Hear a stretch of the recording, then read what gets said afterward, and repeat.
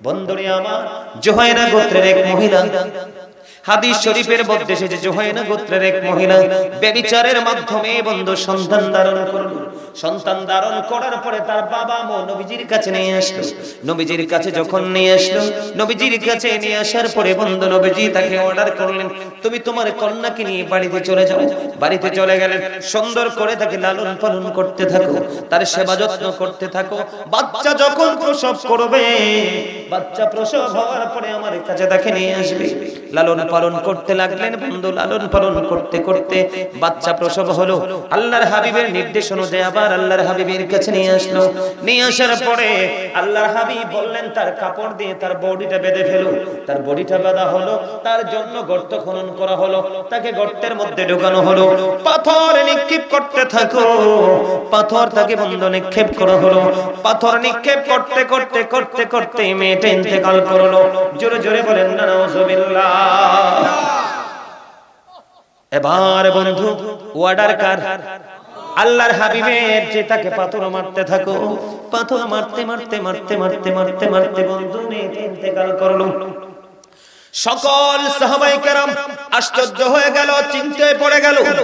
আল্লাহর হাবিব সরকারে মদিনা, যাকে আল্লাহ রাব্বুল আলামিন রহমত হিসেবে পাঠিয়েছেন, সেই রহমত নবী অর্ডার করলেন, তাকে গর্তের মধ্যে ঢুকিয়ে তাকে পাথর নিক্ষেপ করে মারা হলো। কিন্তু সবাই চিন্তা করতেছে, ওই মেয়েটার জানাজা কে পড়াবে? চিন্তা আছে না নাই? মেয়েটার জানাজা কে পড়াবে? সে তো অত্যন্ত নোংরা কাজ করেছে, পাপ কাজ করেছে, যাকে নবীজির নির্দেশে পাথর নিক্ষেপ করে মারা হলো। বন্ধু পরক্ষণে দেখা যায় আপনার আমার প্রাণের নবী মহিলার জানাজার জন্য ইমাম হয়ে গেল। আর জোরে বলেন না সুবহানাল্লাহ। বন্ধু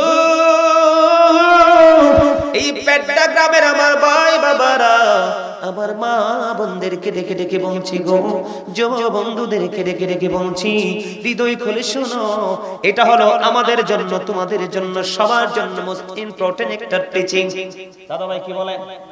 দেখেন, আমার নবীজি অর্ডার করছে তাকে পাথর মারো যতক্ষণ পর্যন্ত মৃত্যুবরণ না করে। কিন্তু মৃত্যুবরণ করার পরে তারা জানাজার ইমাম হয়ে গেলেন আপনার আমার প্রাণের নবী। বন্ধু এখানে একটা জিনিস আমি আপনাদেরকে শেয়ার করতে চাই। আল্লাহর হাবিবকে একদিন এক ব্যক্তির জানাজার জন্য ডাকা হলো। আল্লাহর হাবিব বললেন, একটু খেয়াল করবেন, কি বলতে চাই, সে কারো কাছে ঋণী আছে কিনা? তিনি বললেন 2টি দিরহাম মাত্র ঋণী আছে। কয়টি দিরহাম? আমার নবী বললেন 2টি দিরহাম তার কাছে একজন এখনো পর্যন্ত পাও না, আমি নবী তার জানাজা পড়াবো না। সুবহানাল্লাহ বলেন না কেন? কি করব না? আমি নবী জানাজা পড়াবো না। বন্ধু সবাই চিন্তায় পড়ে গেল। হযরত কাতাদা রাদিয়াল্লাহু তাআলা আনহু বললেন, ইয়া রাসূলুল্লাহ, ইয়া হাবিবাল্লাহ, নবী, নবী গো, আমি তার ঋণ পরিশোধের দায়িত্ব নিলাম। তারপরে আপনার আমার প্রাণের নবী ওই ব্যক্তির জানাজা পড়াতে রাজি হলো। এখানে নিয়ে আসার কারণ হলো বন্ধু, 2টি টাকা মাত্র এক ব্যক্তি তার কাছে পাবে, এই জন্য নবীজি জানাজা পড়াইতে রাজি হয়নি। আর ওইদিকে মেয়েটা ব্যভিচারের মাধ্যমে সন্তান ধারণ করলো এবং সন্তান প্রসব করলো। পাথর নিক্ষেপ করে গর্তের মধ্যে তাকে ঢুকিয়ে মারা হলো। তারপরেও কেন গো নবী স্বেচ্ছায় তার জানাজায় রাজি হয়ে যায়?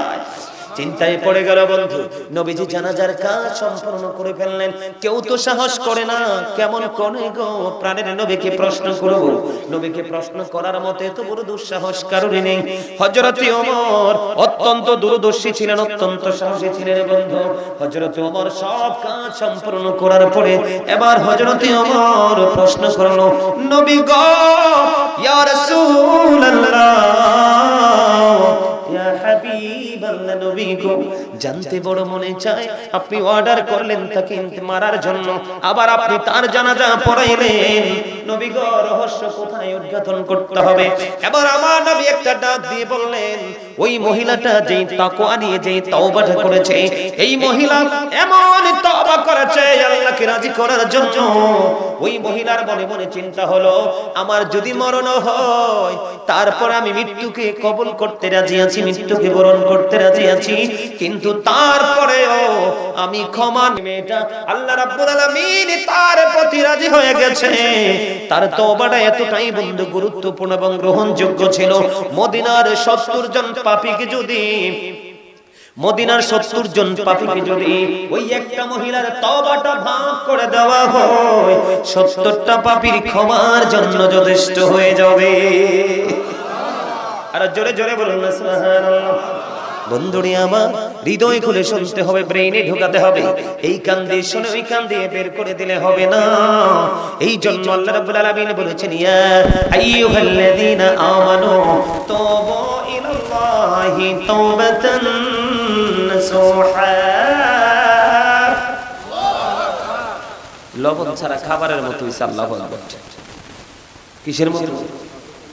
লবণ ছাড়া খানার মতো মজা নাই। এই তো দাদাই কইছে মজার কথা। কি কি মনে করতেছে?